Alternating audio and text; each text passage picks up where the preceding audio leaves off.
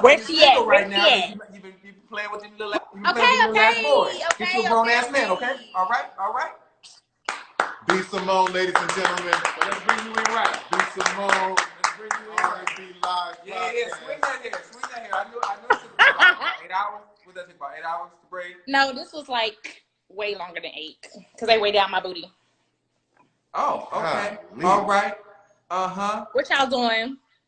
Who's waiting on you? Who's waiting on you? Well, I'm here. You know, kicking shit. I'm in the studio. I'm out in Florida. I like your spirit a lot. Huh? I said I like your spirit a lot.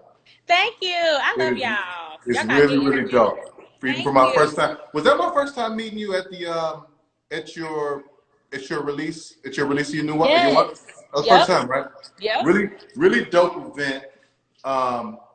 Because it was something that that was completely outside of your gift. You understand what I'm saying? Like everything that had going on. Yep. You're a singer, which we're going to get to, a comedian as well, and you figured out ways to create other incomes, with just all sorts of other things, and people are buying your shit. They are, and I love them so much for exchanging monetary value for little old me. Thank you guys for supporting me, and I take pride in that. And anything that I sell, I don't just do it for the money. There's a million ways to make money, but I feel like I give people quality products, so I feel like it's an equal exchange. So for you, okay, so obviously we spoke about you coming on the show, and our podcast is called R&B Money Podcast, right? Which that's exciting. I'm proud of y'all too. Thank you. I know a lot of people probably feel, when we don't just have just the same, just going down, oh, this such and such R&B artist, this person, but we wanted to bring you on because we wanted you to talk about your journey and your transition from going from a girl group.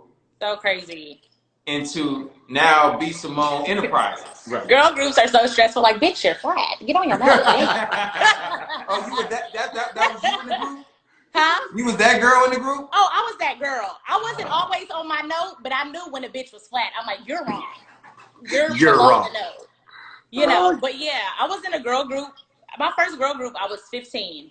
So I've been doing music, trying to do music for a long time. I just turned 30. So 15 years, But I knew my lane. Like, I loved being in a girl group because I didn't feel alone. I didn't feel so much pressure. Like, you had your sisters. It was like a sisterhood. So, where you from originally? I'm from Dallas, Texas. Okay. So I live in Atlanta, Georgia now. But I loved being in the girl group. It taught me a lot about teamwork. It taught me a lot, like, not to depend on other people. If you want something, you got to go get it. Nobody's going to chase your dream for you, regardless if, you think people got your back or not. Girl groups are hard. We switch girls out every other month. Like, damn, one girl get distracted or one girl don't want to do it no more. One girl get pregnant. It's like, yo, you have to keep going regardless. So I did music first, and then I took off on social media as a comedian. Once Instagram had the videos. And so were you still in the group at the time? No, I had been out of my group. I was in that group for 4 years. So around 17, 18, I left that group, and then I got in another group that lasted like 2 years. And I was like, look, fuck y'all. I'm getting too old for this. I'm solo. I gotta just go on. I gotta try to be the Beyonce. Y'all gotta go on because they didn't want it bad enough, and we're actually still friends to this day, but none of them are in the industry. None of them do music. One is a beautiful mother. The other one, she does fitness, which is great, but I really, really wanted to be an entertainer. Yeah. So, I stayed on that path. What made you do that? So you're in these girl groups, you're out of the girl group, you're like, I'm solo now. It is what it is. I'm all by myself. Yeah. What makes you tap into the Instagram comedy thing? What day, what happened that day where you were like, I think I'm funny? Yeah, well, you know what? I always had like a great personality, funny in school, whatever, but I never wanted to be a comedian. I just thought this was who I was. So when people put the label on me, oh, you're a comedian, I was like, no, I'm not. Like, this is just who B.SIMONE is. I'm just a great personality. So when Instagram came out with like the 15-second videos, because it used to only be pictures. Right. And then they got 15-second videos. Then they went up to 1 minute. Now we have IGTV, which is can go up to an hour or whatever. But it was only 15 seconds. So I would just be on there talking about my day when I was waitressing, like today, da da da da. I spilled water on the bitch, like girl, da, da. Just talking about my day. In my mind, I wasn't doing comedy. I was talking, you know. And so your life. Yes. So I would post like my music, it would get like 400 views, and I would post like comedy, it would get 40,000. I was like, okay, y'all not fucking with the singing. Let me keep telling these jokes. Like, look, when the Lord leads you to what the people want, you better focus on what the people want. You know. Right. But that's also putting your ego to the side. For sure. It was like, and I didn't feel like I was selling myself short because I was still being myself. And I loved it. Loved making people laugh. Loved being funny. So I'm like, you know what? This is working. Let me focus on this for a little bit. And once this grows, after I water this, plant this seed, you know, I can do whatever else I want to do, which I'm doing now. And now even my freestyles do the same amount of numbers as my comedy videos. They're neck and neck. People still respect me as a rapper. I do more rapping now, but even melodic stuff, I love music. I love harmonies. That's the girl group side of me. So, but I ain't no Jill Scott. Don't give me no mic, sit me on the stool and expect me to blow the crowd away. I know my lane. I need a little bit of auto-tune, a little bit of melodyne, and we gonna do what it is. It's also being able to, you know what I'm saying, understand, like you said, put your ego aside and recognize what you really have to offer. And so I think what people have told you, by buying into you, is that you do have something special to offer. Yeah. And now it's all connecting. Yeah. You know what I'm saying? To where like you're in a really good space to where whatever you give them, they're like, B.SIMONE doing it? Okay, I'm with it. Man. I'm so blessed. I feel like God has so much favor over what I'm doing. And I feel like I'm the happiest because I've branded myself. It's not, and that's why I always say I want to be the female Jamie Foxx. Female Jamie Foxx. When you think of Jamie Foxx, you're not just like, oh, he's funny. He wasn't funny in Ray. He was a fucking phenomenal actor. It wasn't comedy. Right. Oh, Jamie Foxx, he could just sing. No, his stand-up is great. You look at him as this triple threat, and whatever he gets us, he accepts it because he dominates everything he does. And I'm gonna be the first female to do that. There's not one female black comic that has been dominated stand-up, that's had a #1 record on the charts, that's almost got an Oscar for a movie or been in the, man, come on. B.SIMONE is going to be the first to do that. And I can't wait to break history with that. Yeah, no. I mean, listen, I think this was when I was putting up the post, like I felt like I was selling you short by all the things that you do and that you actually accomplished. Aww. You know what I mean? Like it's one thing for people to do things, but it's another thing for people to be actually successful at it. Yeah. And your slashes, I was like, shit, okay, it's gonna be too many at this point. I'm just calling her boss. I just call her boss. She a boss. Okay. Thank you. Yeah, because the flip side of all that is like you do all those things in entertainment and then you enter this beauty space. Yeah, man. And that's just a whole nother world. Like it's a whole nother world. Jamie Foxx ain't selling no goddamn lipstick. They're not. All right? You mean, They're not. Yeah. You're not selling that. You know what I mean? So for you to be able to take it to that space as well. Yeah. But also, what's the thought process behind that, right? Because like you said, everybody's not doing that. Everybody's not thinking in that way. So as you have comedy hitting, at some point you're going to get to your music. Yeah. What makes you say, "Ooh, let me get into this beauty business and put the pieces together here"? What is the thought process behind that? Well, I did a lot of stuff before I became this influencer that everybody knows. I was a licensed cosmetologist, so I was here we go. Here we go. All right. So being in that realm, working in a salon, hustling, doing hair in my granny's kitchen, doing makeup. I didn't even want to do makeup, but girls like, "Oh, you doing my hair? Can you do my makeup?" Yep, sure can. That'll be an extra $20. Like, I can do whatever you need me to do. I figured it out. Like, yep, damn, I wish I had a makeup artist. I'm a makeup artist, so I just started doing bitches makeup. So it was like I'm in that beauty world already. So being a licensed cosmetologist, I always knew I wanted to get into selling some type of beauty product because I realized the demand. Girls will come to me and literally, oh, that's $350. They're counting out change.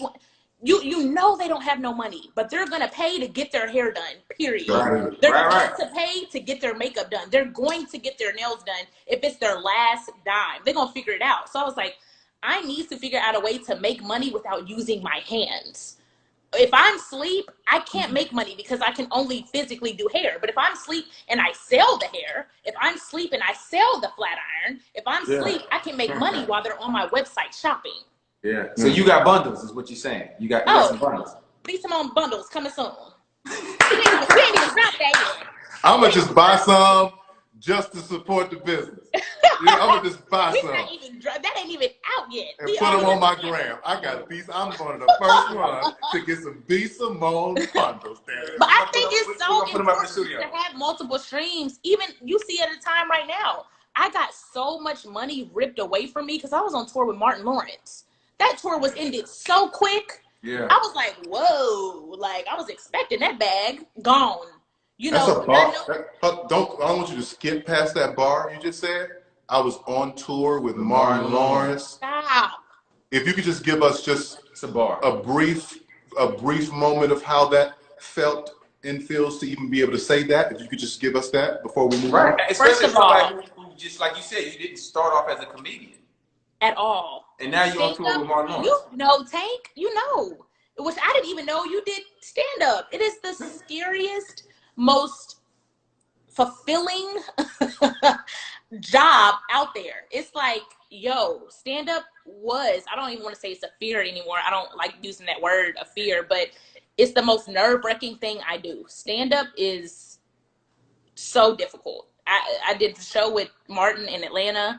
We did Indianapolis, and man, I had a panic attack. It was my first panic attack ever. And I'm so open with my followers. I like to speak on these. I like to speak on the trials and the triumphs. So y'all know, like, we're human. We go through normal shit too. I had a panic attack before I went on stage with Martin. Fear. You know, you let the enemy get in your head and make you think you're not good enough. You're not funny. What if they don't laugh? What if you bomb? Woo, Lord. You got to learn how to control your mind. But when I say that was the best show of my career, yeah, I hopped off that stage. I jumped into Martin's arms. Did you shout? Like, yo, if he don't even know what I went through before that show. Right. When I jumped on him after I got off, like, he said, "You're a legend." He whispered in my ear, "You're a legend." And he walked back out and he did his thing. I was like, he don't even know what I went through before I had to get on stage. I was so scared. I was so scared. You told me about the fear part of it, and I couldn't believe it because your personality. You naturally have it. You know what I'm saying? Thank like you. Naturally Thank you. Thing where as soon as you start talking, people are paying attention. You know what I'm saying? And wanting to go in whatever direction you're taking them. You know what I'm saying? So it's crazy that there's that. Like me, I don't have no fear. I'm like, fuck them, I sing. Dude, I gotta get to that point. I'll take my shirt off if I need to. I'm like, whatever. Right, I'll sing. Like, fuck bottom and they're gonna sing something, you know. But that is really, really dope. Congratulations. Thank you. That is really, really dope. Thank you. But yeah, the Martin tour was dope. We only did 2 dates, but I think we're not gonna pick back up till next year. So even that, my point of saying that was the multiple streams of income. You guys have to, and I'm not saying do 10 things at once up front. You know, don't do that first, because I had to stop my music, focus on the comedy. Choose one thing, and when that flourishes, I use the comedy money to invest in B.SIMONE Beauty. I use the B.SIMONE Beauty to invest in making the book. You know, it trickles down, but focus on one thing first, let that flourish, and then your multiple streams of income will help you in times like this when I can't go on the road. What if I was only a stand-up comic? I'd be fucked, you know. So yeah. No, it's tough. It's tough, and it's been funny watching people who are, you know, haven't moved into the social media space heavy yet, and them trying to get into it. As far as, like you said, like comedians or even artists that were just never those type of artists. It's like it's a weird thing that's happening. But I mean, I think it's cool because it's giving people a chance to really get to know these artists and these comedians and different things. But I think they're also realizing how hard it is to make someone laugh in 15 seconds or 30 seconds or a minute or whatever you know, that space is. That shit's not easy.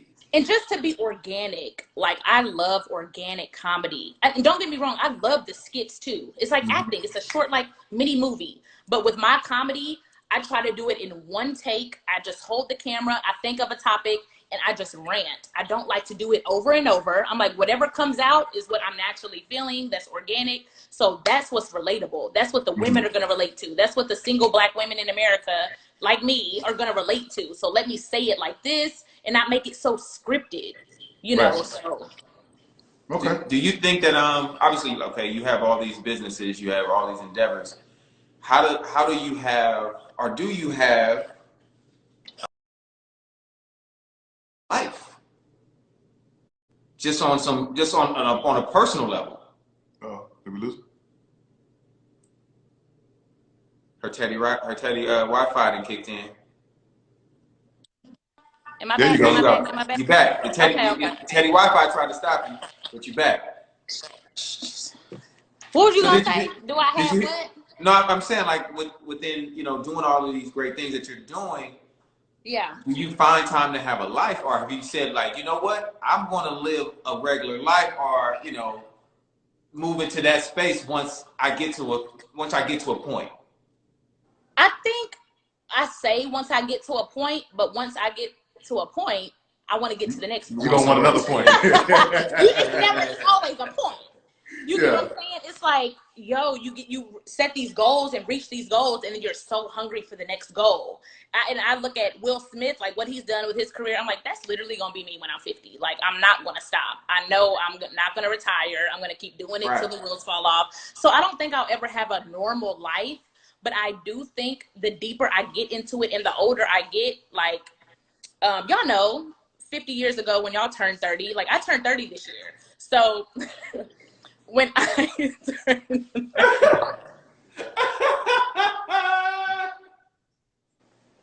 I'm sorry. So yeah, when y'all were in y'all 30s, like a light bulb switches and you just mature and you want more life. I'm sorry. Anyways, I'm like, you're 85. You've been through it. No, listen, but I'm I don't popping think for I'm 85. ever gonna calm down. So yeah. Yeah, you're never gonna calm down. I know this about you. No, it's fun. Our lives aren't normal, and we just have to accept it. And it's just, God chose us, so this is just what it is till we gone. All right, so let's shift gears a little bit. Let's just get into B.SIMONE music. Yes. Period. What is the goal of B.SIMONE music, and what are your starting points? You sing? Do you write? I write, and it's so crazy that we're having this conversation now. I'm actually in Orlando with my writer, so I work with writers. I'm super open about it. I love him. He's so dope, so talented. Derek Milano. I like, everybody in the industry knows him, but I'm in Orlando working right now on my project. So I want to put out a project, and I put out projects before, music before, but I've never really honed in and found my super sound, because I like everything. I want to rap, I want to do this, but it's like trying to find that sound, and you can only find that when you're working and you stay in the studio. Yeah. And I haven't really been doing that, being on the road, doing comedy, doing beauty, running a company. I've never been a CEO before. I didn't know how to hire employees and not employees, but my team, and Have you had to fire somebody yet? Yes. That shit tough, huh? What? I'm so emotional, and my manager is like, you cannot keep hiring people and thinking they're your besties. You have to be. I'm so like, come over, let's do dinner, or take off, or you're late. She's like, girl, your business is gonna go to shit acting like that. Yeah, I'm such a sweetheart, so understanding, but now I'm like, hell no, like, nope.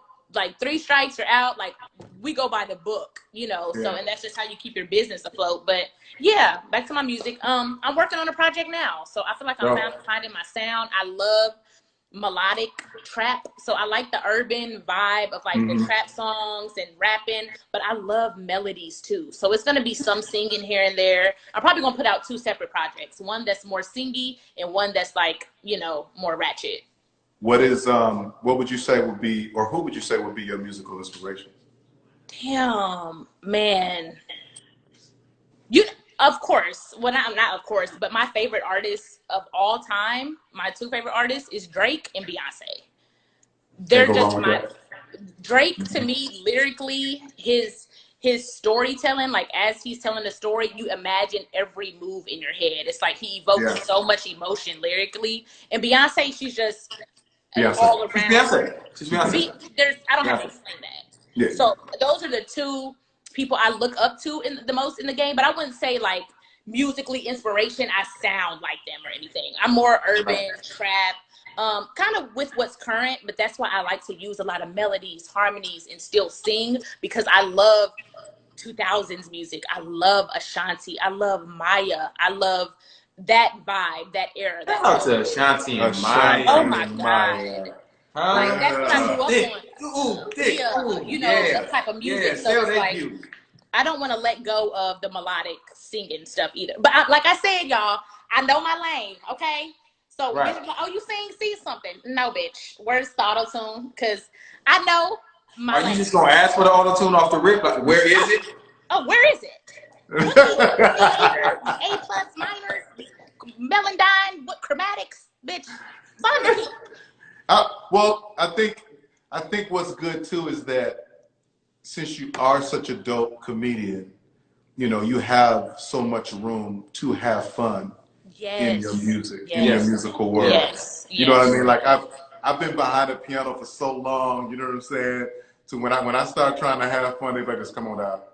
They're like, can you please just your ass back down at that keyboard? Come on down. Where that emotion is down. I need to feel like I'm dying. I feel like I'm having a heart attack. Come on down. But come on.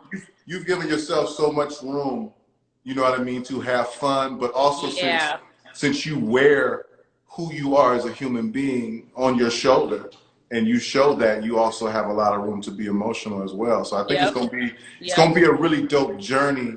You trying to figure out, or you understanding when the people talk back to you what your thing is, because you may end up having many things. Right. You know and the people will let you know what they like. Absolutely, but so far you haven't been in a box, and so you may be approaching a space in music where you may be able to live the same way.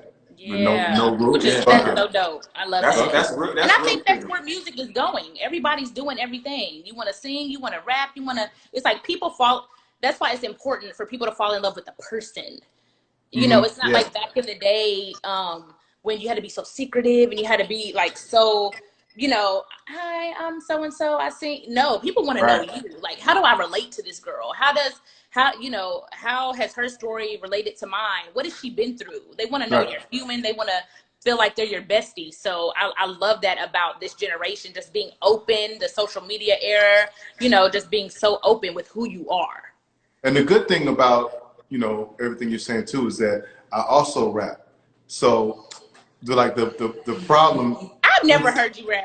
MC Hurricane. So what happens is that I was originally MC Hurricane. Wait, you can see the way that my son and his daughter are looking at me. And then I started singing. You can see their faces. I'm like, hold on, because all the way up until 10th grade, I was a battle rapper. Nobody got time. I was a freestyle battle rapper. Okay. So all that to say is that although I'm being boxed in right now, he's trying to get a piece on your album. By certain people, if you he's ever want to let me out of that box, the nigga want a piece. If we already submitted it, it's already turned in. But on the next one, we already turned out. Oh, like bitch, you gotta get with catching on fast. She catching on fast to the lingo. Oh, shit. Yeah. You know what we done with this one, but the next go round, I got you. I'm gonna keep you in mind. So we have this part of our show. Mm-hmm. It's called I Ain't Saying No Names. So we need you to tell us a really good industry experience story. That could be somebody we all know, but y'all know this person. But you're not gonna say their name. You're not gonna say no names. Well, this is kind of an embarrassing story, right? Even better. So, y'all know I said Drake is my favorite rapper. Rapper, right? Did you just say his name already? No, it's not Drake. It's another person. Cool. So, I'm in LA. This dude is like this rapper. He's the man in LA. He's this he does all this stuff in LA. Everybody know him. If I say his name, everybody gonna know him. Okay. So after the club, he's like, yeah, we all going to Drake's house, blah, blah, blah, blah. It wasn't on no groupie shit. Like, you know, y'all know in the industry, there's parties, there's get-togethers, whatever. I'm like, yeah, I'm a roll, whatever. I roll with you. I was like, yeah, I met him before. I'm sure he knows who I am, whatever. He's like, oh, you know Drake? I'm like, no, I didn't say I knew Drake. I said, I've met him before. The industry is small. I'm sure he knows who B.SIMONE is, whatever. He's like, oh, you think you know Drake? Like this, he just goes off. Like this bitch trying to stunt. Okay, so we get to Drake's house. This nigga pulls me out the car, walks me through this mansion, through all these people, this house party, and takes me right to Drake and goes, hey, boss, you know her? Drake goes, nah, I don't know her. He's like, well, she just said she knew you. So, and looks at me and goes, do you know? He said he don't know you. How you know him? I'm like, this is a shit show. Like, I didn't even know how to explain myself to Drake. Like, I'm like, this is so fucking embarrassing as an artist. And when you're not a groupie or a hoe or whatever, and like you're trying to be respected as an artist, that shit is embarrassing. I was like, this is just embarrassing. So that nigga, like, mind you, he's on my nuts now, but you know, he's an asshole, and I do not. He might be on the live in LA, and I'm pretty sure everybody on this live knows him. If I said his name, he's a fucking asshole, and I don't fuck with him. Well, we not saying no names. I damn near want to say it like, fuck you. That was like years ago when the Drake was with Jazz Prince and all those rap a lot, you know, back in the Houston era. So I was young and embarrassed. Well, but now I'm like, nigga, you are B.SIMONE now. Yeah. And I wish a motherfucker would say he don't know. You to the mic. Y'all better act like y'all know. All right, so it's like about 50 questions right here. Oh, let's do it. We know you got to roll out in a minute because you know you're doing big business and you're working on that next album that you're not putting him on. And see the other one you're not putting him on. For sure. So get your friend. We'll do like 3 or 4 questions. Okay, let's do it. Stop whispering that. I'm having nightmares. Hey, man. We gotta find some good ones. And listen, a lot of people are in love with you, is what I will say. In love with you. Oh, I love y'all. Thank you, guys. Yeah, a lot of people are in love. Oh, y'all keep me going. Seriously. Oh, here's a good one. What's your biggest regret? Oh, my biggest regrets. You know what I would say? Well, it's not really a regret. My biggest regret. I don't really have a regret. I don't think I have any regrets. No. You take it all? I don't want to be cliche, like, you know, everything was a lesson. But, like, of course, I've been through stuff that was like, fuck. But I really don't regret.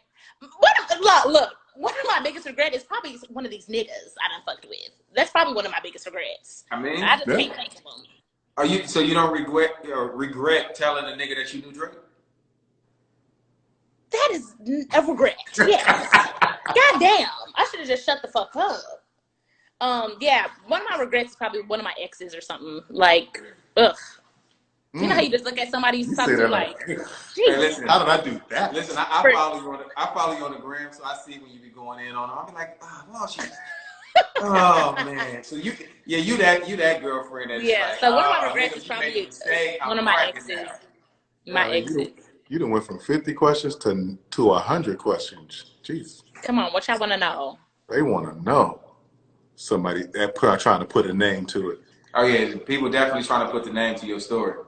Here's one. One thing you would tell the younger you if you could go back in time. The younger, you know what? Fear is an illusion. Like, getting out of your mind. Most of the time, what you're scared of is never going to happen anyway. We go into these situations and we pre-plan, and then you go through it and you're like, what was I so scared of? Like, stop being fearful. Stop being fearful.